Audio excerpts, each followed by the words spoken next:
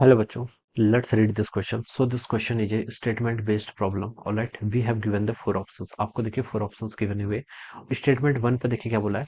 Work done by the gas is equal to the area under PV curve. PV curve के अंदर जो area होता है वो वर्क डन बताता है. ऑलराइट, स्टेटमेंट टू में बोल रखा है a gas is expanded from volume V to two V first through adiabatic process and then through isothermal process.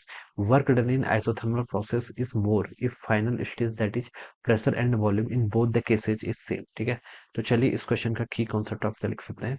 The key concept of this question आपको देखिए यहाँ पर क्या बताना है, वर्क डन बताना है. पीवी इसका कॉन्सेप्ट देखिए, की कॉन्सेप्ट लिख लीजिए, पीवी डायग्राम लिख लीजिए, फिर पीवी कर्व लिख लीजिए. क्या लिख लीजिए? PV curve will be the key concept of this question. ठीक है, ये देखिए आपका प्रेशर कर्व है और ये वाला क्या आपका वॉल्यूम कर्व. ठीक है, वाई एक्सिस के अलोंग आपका प्रेशर है और एक्स एक्सिस के अलोंग क्या आपका वॉल्यूम है. ऑलराइट, ये आपको पीवी कर्व गिवन कर रखा है और आपको यहाँ पर वर्क डन बताना है. देखिए वर्क डन पीवी कर्व में क्या होता है, वर्क डन को देखिए हम कैसे डिफाइन करते हैं. डी डब्ल्यू होता है आपका पीडीवी के इक्वल. कितना होता है आपका डी डब्ल्यू? आपका पीडीवी के इक्वल होता है. और अगर आपको नेट वर्क डन कैलकुलेट करना है तो आप क्या कर लेते हैं, इसका इंटीग्रेशन कर लेते हैं. किसका?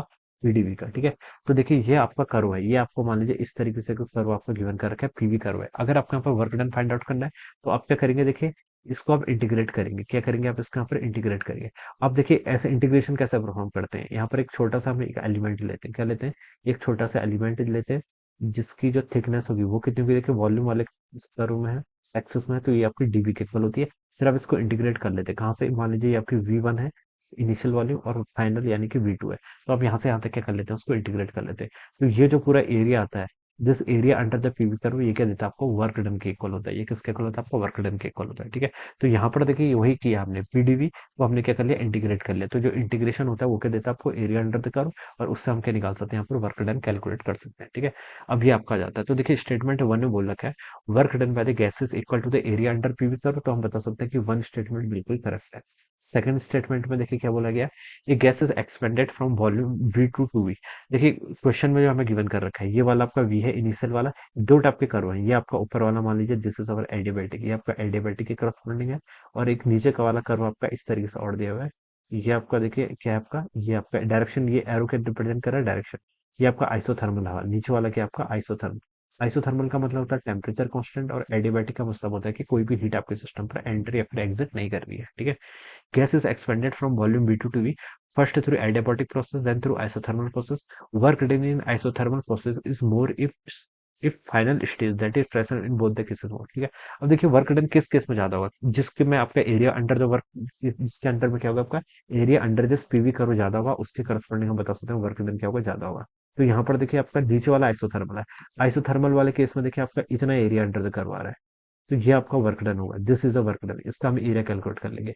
और जो आपका एडियाबैटिक है, एडियाबैटिक में देखिए ये सब तो आ ही रहा है, ऊपर से एक्स्ट्रा ये पोर्शन और आ रहा है. तो देखिए हम बता सकते हैं जो एरिया अंडर द कर्व आएगा वो एडियाबैटिक के केस में क्या आएगा, ज्यादा आएगा as compare to the isothermal. तो हम बता सकते हैं जो वर्क डन होता है इसमें आपका एडियाबैटिक में वो क्या होगा आपका ग्रेटर होगा as compare to the work done in the isothermal process. ठीक है, ये आप यहाँ से बता सकते हैं. ऑलराइट, ये हम यहाँ पर से क्या निकाल सकते हैं, कंक्लूजन निकाल सकते हैं.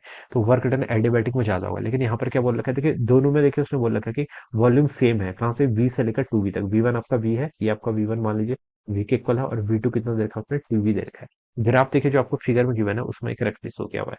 Through the isothermal process, work done in isothermal process more, work done if final stage in both the cases is same. तो ये स्टेटमेंट बच्चा रॉन्ग हो जाएगा. वर्क डन आपका एडियाबैटिक में ज्यादा होगा as compare to the isothermal. तो स्टेटमेंट टू क्या होगा आपका? इनकरेक्ट हो गया. तो बच्चे यहाँ से बता सकते हैं वन तो करेक्ट है बट टू क्या आपका इनकरेक्ट है. तो आपका ऑप्शन थ्री मैच करना चाहिए. कौन सा? Option three. Option three will be the right answer of this question. All right. So I hope you all understood this concept. All the best and thank you so much.